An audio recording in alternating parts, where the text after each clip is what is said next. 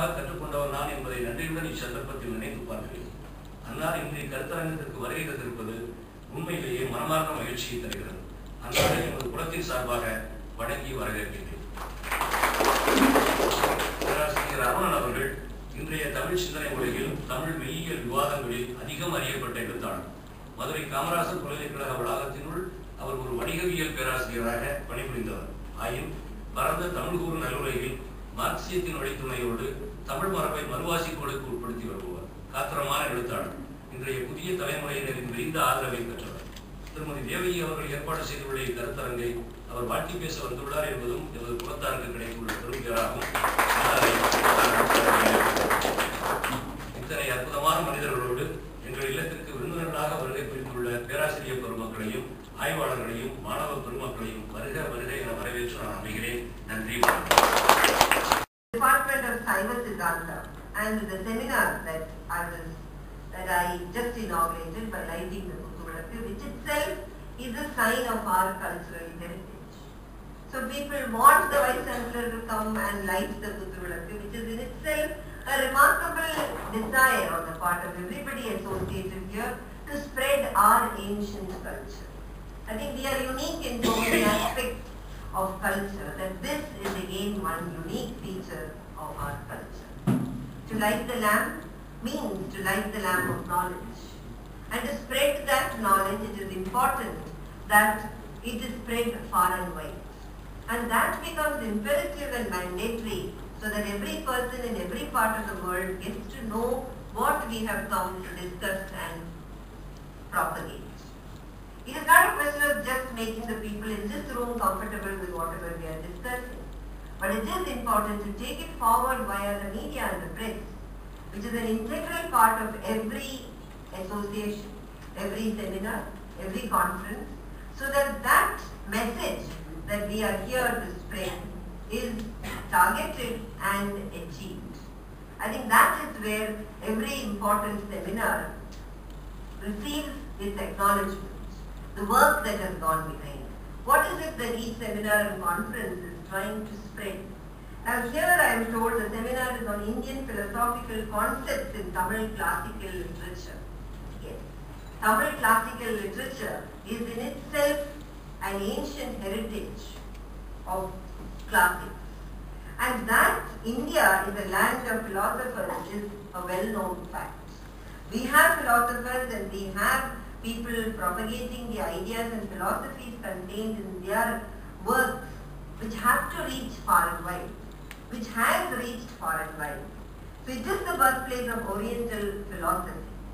And in India we have had great philosophers like Sri Aurobindo, Ramakrishna Paramahamsa, Sarvapalli Radhakrishnan, Swami Vivekananda, and all these philosophers discuss concepts such as Jivatma and Paramatma.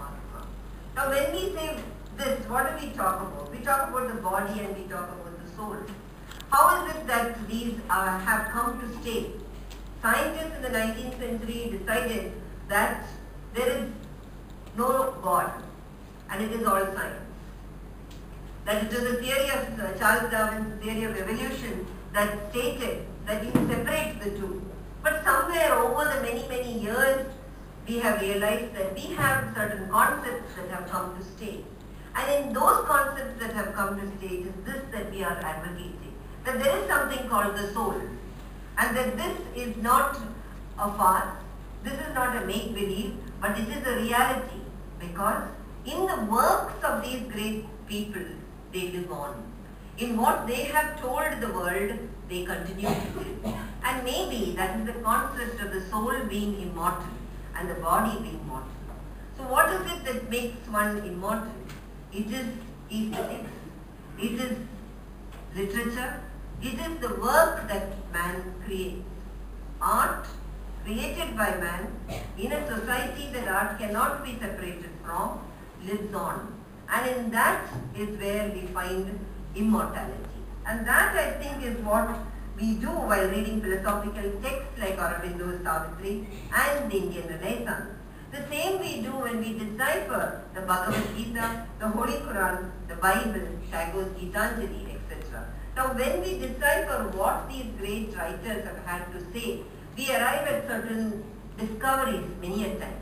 Even though it was written so many years back, these discoveries sometimes are looked at very differently from the present young generation. They have a different viewpoint. They have a different aspect of looking at things. But at the end of it all, we do realize the importance of our great celebrated Tamil philosophers like Thiruvalluvar. We realize their greatness, their potential, their sayings, their wisdom that has come to stay. And it is there when we read and when we recollect and when we carry it forward in our day-to-day tasks that we realize the importance of such aspects of study like the Saiva Siddhartha. It provides, I would say, the normative, right, the cosmology and the theological categories of Tantric Saivism.